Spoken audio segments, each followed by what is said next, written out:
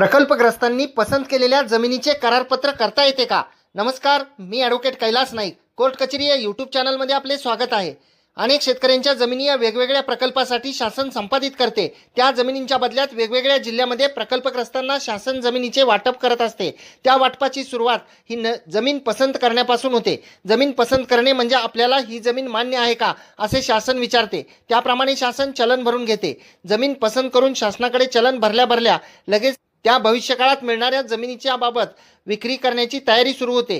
परंतु शासनाकडे पसंती दर्शवली म्हणजे शासनाने तीच जमीन दिली किंवा देणार आहेत असे नसते. अनेक प्रकरणांमध्ये पसंत केलेली जमीन एक व प्रत्यक्षात दिलेली जमीन दुसरी असेही प्रकार घडलेले आहेत. त्यामुळे केवळ पसंत केलेल्या जमिनीबाबत खरेदी विक्रीचे व्यवहार करून पैशाची देवाणघेवाण करणे हे धोक्याचे होऊ शकते. सातबाराचा उतारा तयार झाल्यानंतरच त्या मिळकतीबाबत योग्य ते व्यवहार करणे फायदेशीर ठरते.